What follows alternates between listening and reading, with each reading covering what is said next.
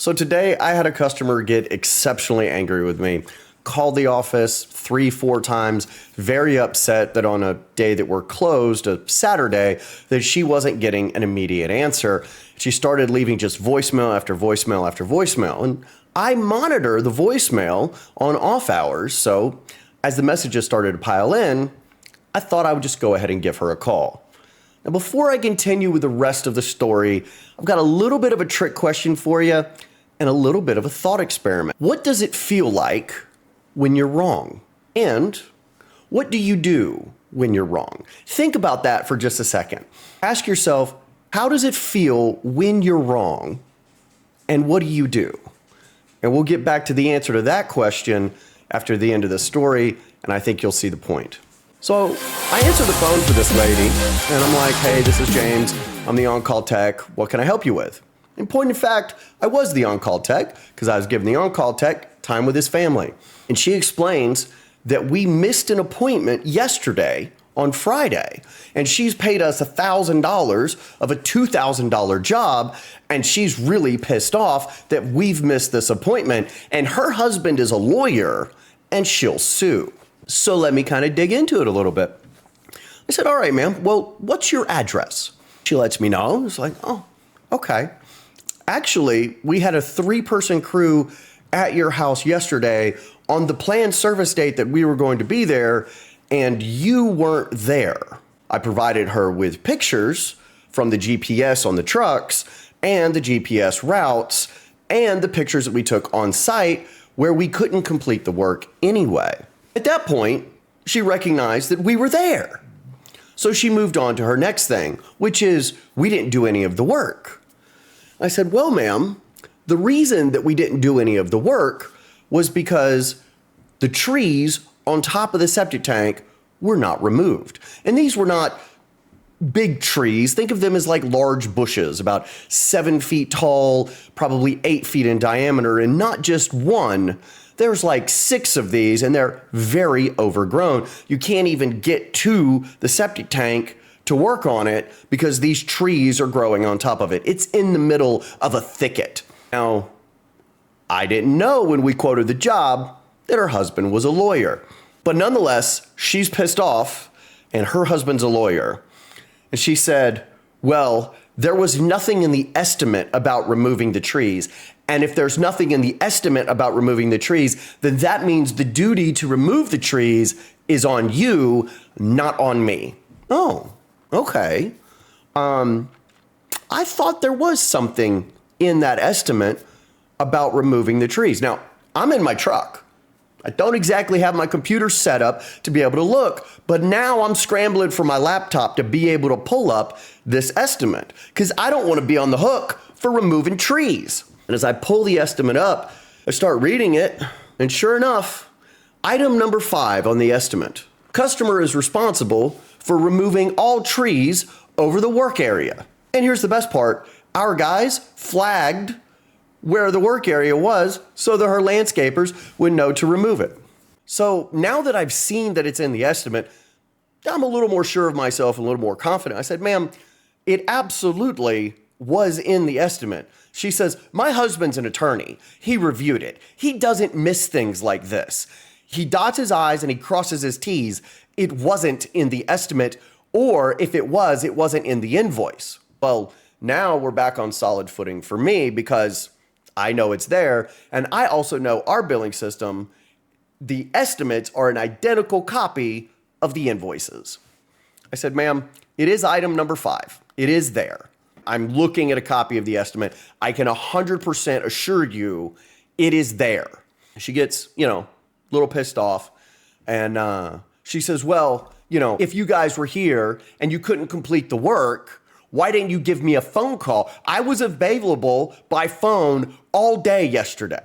I said, well, ma'am, number 1, we thought you were going to be there for us to complete the work because our guys have to pick up payment as the job finishes. And second off, and while I'm talking, I'm scrambling on my laptop to pull up our call system. And once I punched in her phone number, it came right up. I said, and ma'am, as a matter of fact, the technicians that were on site called you, and the office called you not once, but twice and got no answer. So I had the technicians knock on the door, not once, but twice, just to make sure that you weren't home. We literally did everything we could have done. This isn't on us. We need you to get the trees removed and we'll set up another date. She says, well, I'm not satisfied. I'm going to go talk to my husband. Go talk to your husband. Y'all should have figured this out beforehand. She calls back.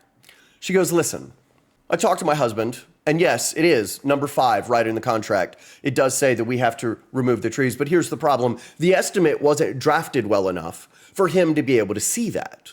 Now, to give you a little bit of context, our estimates come from a major business management software company called Zoho. So think of, what QuickBooks is to the US. Zoho is that to the rest of the world. It's massive. It's also a lot more capable than QuickBooks.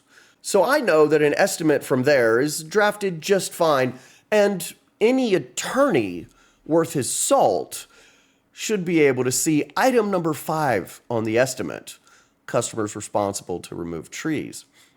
I also found it kind of interesting that throughout this entire thing, they knew the trees had to be removed and were going to just keep their mouths shut and stick us with doing that when we had already told them prior to writing the estimate that they would have to have the trees removed.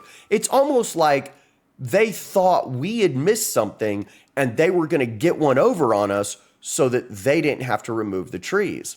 And bear in mind, at each point that she's brought up, us not showing up, us not calling, the removing the trees not being in the estimate, at each of those points, she has been wrong, proven wrong, and shown that she was wrong.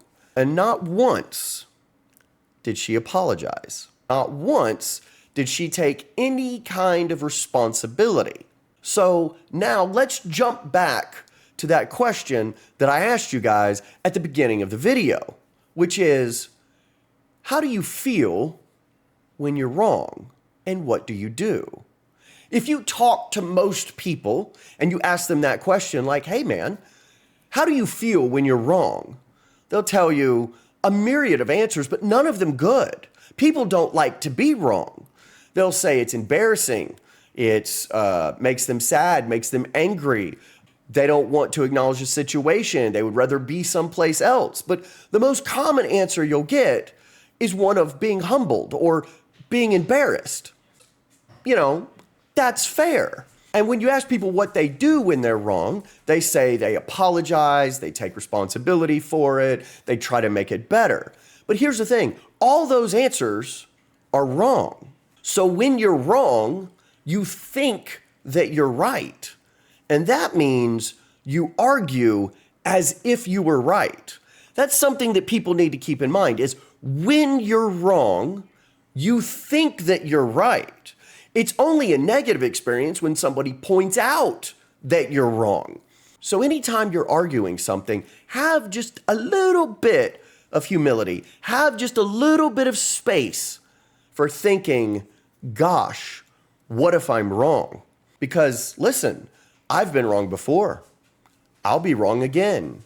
Everybody's going to be wrong at some point. We should be prepared for it. And the second part of that question is, what do you do when you're wrong? Well, what do you do when you're wrong is you argue more, or you walk away, or you distance yourself, but you don't resolve anything. But what you should do when you find out that you're wrong is apologize. And that's something this lady didn't do. I don't know. Maybe her husband lawyer told her to never accept responsibility. Must be a sign of weakness or something. Hey guys, I hope you enjoyed the video. I hope you enjoyed the little bit of a life's lesson that was nestled into it.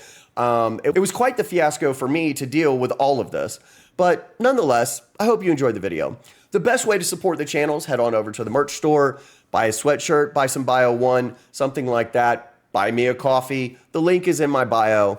You all have an absolutely wonderful day. We'll talk to you next time. Go be awesome.